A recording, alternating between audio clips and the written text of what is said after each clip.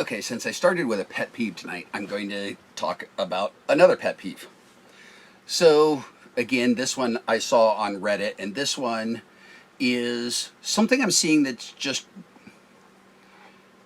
it's something that the news specifically is doing, and something that I think is becoming a bigger and bigger problem. So, it began today with this picture, and I'm going to kind of show it to you here. What this portends to be here is a picture of light pollution in the United States. So that's what it says that you're looking at here. And if you notice in the picture, which I mean, wow, everything moves backwards and weird and stuff when I'm looking at my little monitor here. But if you look, one of the things that was noted by everybody was how there's this cut down the United States, and there's way more light pollution to the east of the United States than there is out here. And that caused me looking at this to go, wait a second. I've driven through that area, and I've driven through that area at night multiple times, and it doesn't feel like that at all. It doesn't feel like the middle of Nebraska suddenly gets dark for the first time. And so I postulated that without digging into it, and one of the things that used to happen is and I say this as an avowed know-it-all. One of the things that used to happen is if you postulated something to the world like half of the country has way more light pollution than the other half, you would be expected to provide the details behind how you came to that conclusion, how you generated this. And so I poked out onto where this was being shown. I poked out there that I suspected there was something odd in the algorithm being used to generate this image that suggested something much more than that. And it was interesting because immediately I got some response back from people, and the guy who posted jumped up and said, "Oh no, well." And as his argument, he didn't actually give me anything about the algorithm. That's one thing I'm finding is a lot of people don't actually read very well. So I was being very specific. I said, I think there's something in the data that is causing them to generate it like this. There's something funny going on there. And what he did was say, oh, well, it's based upon, if you dig into their stuff, it's based upon this map. And this map is actually much more, you see this one, I've not seen the other one before, but I've seen this one a lot of times. This one is usually put out onto the interwebs as a photograph from space, a satellite or a space station photograph of America, and you can see all of the cities and everything lit up and everything, which has been shown over and over again to actually not be true. And the site that it linked to on this one, it actually linked to the site. This is actually something that came from NASA, and I honestly believe NASA is not trying to pretend anything with this. I don't put ill out to NASA at all. NASA says very clearly that this is a set of data. This is not a photograph at all. This is a generated image that's put together based upon a set of data. And one of the things that I've come to learn is that from space, if you take an image of the United States from space at night, what you see is almost nothing. Okay, the pools of light are minuscule. They're very, very tiny. And so to figure out where everything is, it's actually far easier to get an image like this by actually building it up with data. It's very similar. You can do the same thing with photographs. We'll play around with photographs. This summer, we were having some fun. We're taking some photographs at night, and we were playing around with the best star photos we could get. When you actually took the photograph, you couldn't see anything. You took a nice, clean photograph of the sky, and it was only when you put the photograph into the computer and mega pushed the contrast, all of a sudden you got nice, clear images of stars. That the stars, you can draw the stars out. They're very much there. We were using a pretty decent DSLR camera, and it's got the material. It's just It's just doesn't have the contrast that you see there. There's enough light pollution playing around that it wasn't there. As a matter of fact, the biggest problem we had that night as we were playing, the moon was out. The moon was brighter than we would like it to be, so the moon was putting out lots of light. So we'd have to get rid of a lot of that stuff and punch the image, and you can do it. And really what you're playing with is data. There's data there, and we were enhancing the data to get something. And that's what NASA's done here, is NASA has enhanced the data to show and allow you to see where things are. But if you were to dig in here and really start looking at some of these things, if you know America, which I highly recommend, if you want to know America, you need to get in a car and drive across it. You've got to spend some time driving around to understand that some of these light blobs on here, if I were to look, this light blob that's at my finger right here has got to be Dallas. That light blob is Dallas. But if you were to look at how big that light blob is, let's just say Dallas is big, but it's not that big, okay?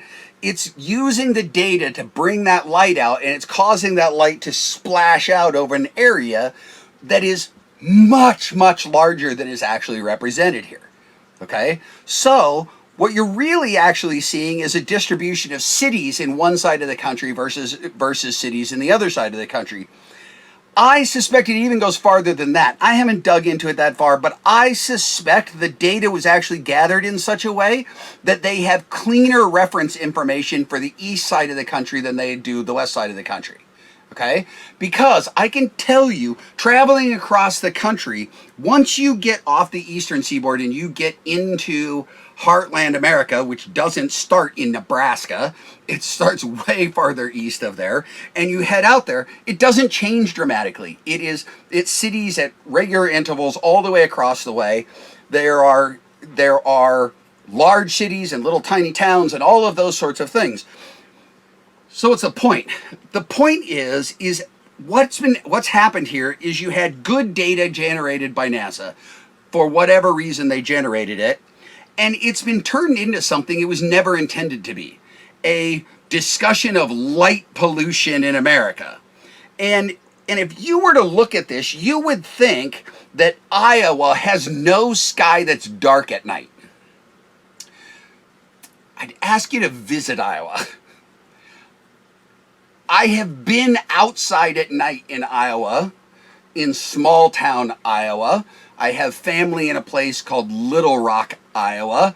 And Little Rock, Iowa is not Little Rock, Arkansas. Little Rock, Iowa is little. It wasn't that long ago that if I called my grandparents there on the telephone, that call would make the newspaper. It was a little town. It is a little town, little tiny town. I can tell you when you go outside in Little Rock, Iowa, it's dark at night. It's really dark. There's not, and why do I care? Why do I care is because that image of light pollution was generated to upset you. Everything's being generated to upset us right now. It is a problem with the fact that news is every place. So we talk about the 24/7 news cycle. The problem is that's way outdated now, because it was, okay, I'm going to date myself here a little bit, but I very much remember growing up with 4 television stations. That's all there were. There were 4. Maybe on the UFH side, on the you had big channels with little numbers, 2, 4, things like that. And then you had the other dial that had lots and lots and lots of numbers and almost no stations on it. And it was it was kind of like AM, FM. You had those 2. And the ones that popped up in our side on the big dial, that one, they never came in that good. And then we had ABC, NBC, CBS. We had the basics, okay? That was it. And news happened at 5 o'clock. Okay, there was national news at 5 o'clock, and at 5:30 you got local stuff. And some crazy stations would have like 4:30 local stuff, and then 5 o'clock national news, and then 5:30 more local stuff. Things like, but news filled a half hour. Then we got cable, and you got the advent of cable news stations, and that's where you get this 24/7 idea, that all of a sudden you had news stations trying to fill 24 hours a day, 7 days a week, which meant it didn't mean that all of a sudden we had 50 times as much news. Okay? 48 times as much news. We went from a half hour to 24 hours a day. That didn't generate lots more news. And you couldn't repeat the same stuff. They realized pretty quickly you couldn't repeat the same half hour news every half hour forever. Nobody'd listen to that. And so they started to go searching for news, and what they didn't change was the sorts of things that are news. So there are some standard old news adages that still apply today. If it bleeds, it leads. Okay? Bad things are news. Most news is about negative, bad things. That's what draws our eyes. If you're going to have more and more and more news, you've got to have more and more bad things that you have to find to tell people about. Okay? So we went beyond 24/7. That's because now, when you look at social media, a large percentage of what is there in social media are feeds of information to you. And yes, some of those feeds are the wildly mundane, stupid crap of the other human beings on the planet. Like, look what I had for breakfast. Okay? I'm not big on social media, but I see what's out there. I see plenty of it. And selfies, people going every place to take a picture of themselves, and somehow we got to publish to the whole world where we are all the time and what we're doing. Side note, criminals love that, by the way. Keep posting where you are on vacation so that they know you're not home and they can rip you off. People are just dumb about some of this stuff.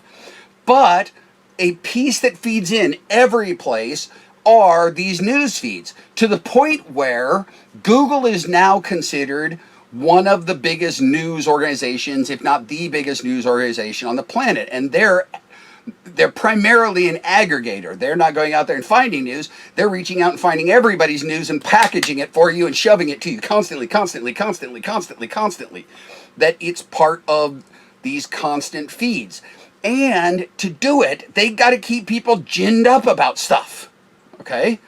And it's become a piece of everything. And because of that, there is a huge industry of making things that are this bad look this bad. Constantly. And there is a concerted effort in the world to lower your ability to tell the difference between those. They are actively pushing to stop you from going to source material on your own. They're even going so far. One of the interesting ones that's come up in the last few years are fact checkers. Fact checkers are a new way of manipulating you. It's a person with a bias says something, and then a person with the same bias tells you whether or not what they said was true or not. Who's checking those checkers? Well, it used to be you were. Used to be a basic part of the education system. You go, what's your source on that? Okay? And you learn things like primary source versus secondary source. And so much of what you see are these sorts of things. It was a good solid stream of data at one time, for one purpose, that's being now multi-generation down the road used just to upset you about something, knowing that most people are never going to actually look at it. Most people aren't even going to look at it and go, wait, that just doesn't make sense to me. I go outside and it seems like it's dark. What's your definition of dark? Oh, is there a difference between it's dark outside, light pollution, it's dark outside, but not dark enough for the plants to flower? It's not dark enough out for... What is this? And very often what they're doing is they're reaching out and finding this little thread, this little tiny thread of something that's true, and then making that the whole giant story for you. Okay? And blowing it into something that now you're worried about something and they're trusting you. They are absolutely trusting you not to go and actually dig into it and look any deeper and figure out if it is. Let me give you the comparison. One that I think reference you'll get it. Most of us, I'm going to say everybody has seen an infomercial or two. You've seen the infomercial, for a chair. Don't you hate this when you try to sit and you just can't get in? Don't you hate it when this happens? You must have our new chair because our chair, and they're trusting you not to go, wait, that's never happened to me. It's, and you see it, flipping eggs. Don't you hate? And the guy flicks it to, or the hose, and the person's all wrapped in the hose. Don't you hate it with? And it's based upon dumbing you down to the idea where you don't actually go, wait, no, that doesn't actually happen, because infomercials have decided that what you buy is answers to problems. So when there isn't a problem, it's going to invent one for you and get you to buy into this concept that you have a problem that you now need this solution for. I think there's far too much of that going on through our media, that our media is generating it. I'll use from the last few years, the media version of this is Russia. Russia, Trump, somebody on Trump's team, after he was elected, but before he was inaugurated, talked to the Russians. He had a phone call with the Russians. That's nefarious. Very interesting. The news that was talking about that endlessly for the last 4 years, a couple of times, God, I wish I'd looked this story up, but look it up. There are already stories out there that the Biden team has been talking to foreign diplomats and things like that. Why?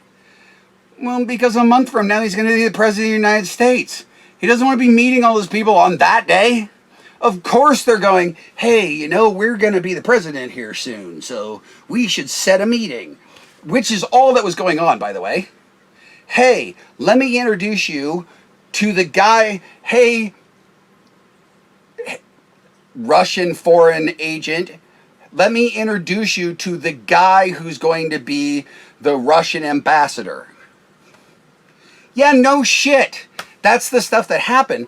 But stories would know they're there got stretched and stretched and stretched into something that was a giant nothing. And it wasn't done by accident. It was done on purpose. It was done on purpose to upset you. And the interesting thing is there's already stories. You can find them. There are stories right now of people going, hey, Biden's doing this. This is the exact same thing. Anybody going to look at this? No? Nobody? Oh, okay. You're being manipulated. You're being manipulated on purpose. Well, images like the one I showed you, those are just the image version of manipulating you. Learn to look at source things. Learn to trust your gut. Learn to go, doesn't look right. I just don't think that's right. Go dig in. Figure it out.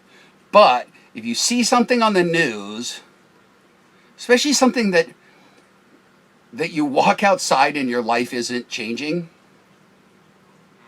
your life isn't, I just saw this on the news, and you go outside and go, oh, wait a second, it's not happening right here. Take time to go back and go, why are they trying to upset me so much? And does this really affect me? Does this matter to me like they're saying?